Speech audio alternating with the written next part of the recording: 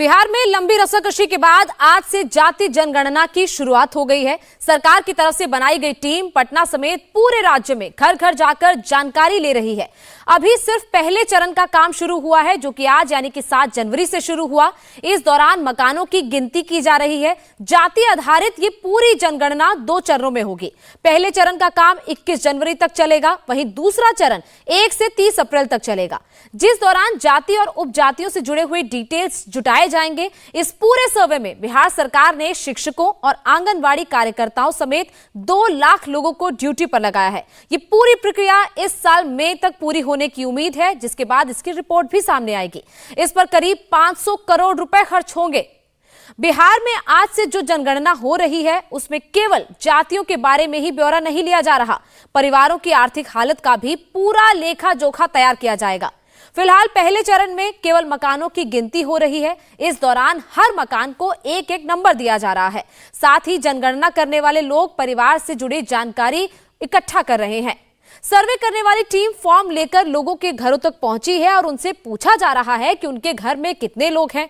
ये सिर्फ एक छोटे से बेडरूम से मशरूम की खेती करके महीने का 50,000 कमा रही हैं। मशरूम खेती सीखनी है तो फ्रीडम ऐप को अभी डाउनलोड कीजिए। घर का मुखिया कौन है, इसमें कौन घर में रहता है और कौन कमाने के मकसद से बाहर रहता है, इन सारे सवालों के जवाब इस सर्वे के पहले चरण में लिए जाएंगे। वहीं दूसरे चरण यानी कि 1 अप्रैल से जो चरण शुरू होगा, उसमें क्या क्या होगा वो भी आपको बताते हैं। इस दौरान लोगों की मूल जाति के बारे में पूछा जाएगा, उनसे उनकी उपजाति के बारे में सवाल पूछा जाएगा और उसकी गिनती की जाएगी। साथ ही लोगों की आर्थिक हैसियत की भी जानकारी उनसे ली जाएगी। लोगों से उनकी नौकरी का डिटेल्स मांगा जाएगा, उनसे उनकी आमदनी, उनकी सालाना आय के बारे में पूछा जाएगा। हर परिवार में नौकरी करने वाले कितने लोग हैं, उस फॉर्म में उनसे यह भी पूछा जा सकता है। तो 2 चरणों में होने वाली ये जाति जनगणना 30 अप्रैल यानी तक हो जाएगी और मई तक ये काम पूरा हो जाएगा। पटना में भी जाति जनगणना शुरू हो गई है। पटना के बैंक कॉलोनी में जब जनगणना वाली टीम पहुंची तो वहां इंडिया टीवी संवाददाता नीतीश चंद्रा भी मौजूद थे। नीतीश चंद्रा ने वहां से खास रिपोर्ट भेजी है, वो आप देखिए। बिहार में आज से जाति जनगणना की शुरुआत हो रही है। 2 चरणों में ये गिनती होगी। आज पहले चरण में मकानों की गिनती की जा रही है। हम इस वक्त पटना के बैंक कॉलोनी इलाके में एक अपार्टमेंट में हैं, जहां पर जाति जनगणना से जुड़ी जो टीम है वो पहुंची हुई है। और यहां पर देखिए टीम के लोग एक घर के अंदर हैं और यहां पर उससे संबंधित जो जानकारी है वो पूछी जा रही है। एक पूरा फॉर्मेट है यहाँ पर, आप देखिए।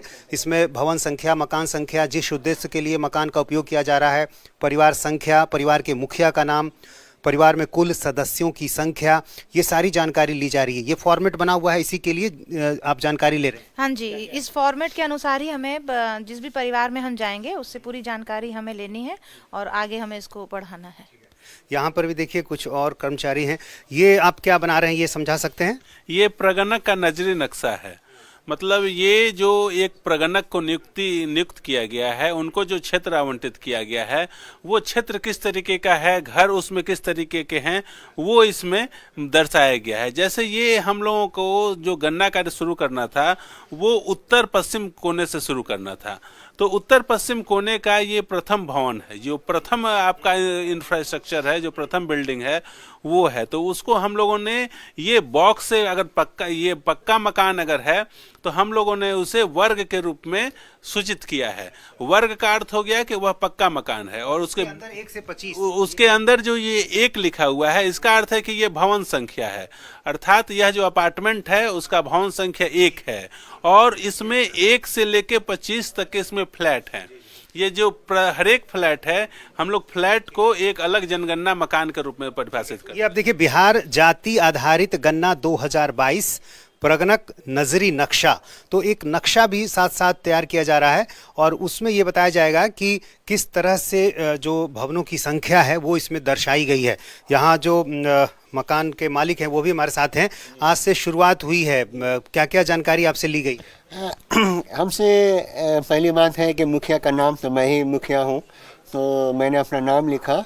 और परिवार में कितने सदस्य हैं, तो हमारे परिवार में 4 सदस्य हैं, मैं हूँ, मिसेज है और एक बेटी है, एक बेटा है। ये सिर्फ एक छोटे से बेडरूम से मशरूम की खेती करके महीने का 50,000 कमा रही हैं। मशरूम खेती सीखनी है तो फ्रीडम ऐप को अभी डाउनलोड कीजिए। ये सारी जानकारी ली जा रही है। शुरुआत हो गई है जाति जनगणना की। लंबे समय तक इसको लेकर बिहार में राजनीति हुई है और अब पहले चरण में 15 दिनों तक मकानों की गिनती होगी और उसके बाद 1 अप्रैल से लोगों की जाति पूछी जाएगी कि वो किस जाति है और उसके बाद एक आंकड़ा आएगा, उसको सार्वजनिक किया जाएगा। 500 करोड़ का बजट रखा गया है और माना जा रहा है कि इस जाति जनगणना की जब रिपोर्ट आएगी तो उसके बाद एक नए तरह की राजनीति देखने को मिलेगी।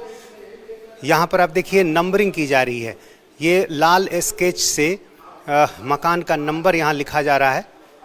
जिस मकान की गिनती होगी वहाँ उसको नंबर दिया जाएगा। ये आपने 2 नंबर दिया है? हाँ, क्योंकि इस भवन में मैं दूसरे मकान में यहाँ पर आई हूँ, इसलिए इसका दूसरा नंबर दिया गया है। अच्छा, और अपार्टमेंट का भी कोई अलग से नंबर? हाँ, अपार्टमेंट का भी एक नंबर है, वो भवन नंबर में आता है, तो उसको हम दे चुके हैं और वो हम भवन इसके अपार्टमेंट के गेट पर दिए हुए हैं। तो इस तरह से एक पूरी प्रक्रिया बनाई गई है कि किस तरह से गिनती की जाएगी। 2 लाख कर्मचारियों को इसमें लगाया गया है। इंडिया टीवी हर वक्त हर जगह डाउनलोड करने के लिए सर्च करें India TV news Google play store या ऐप स्टोर पर।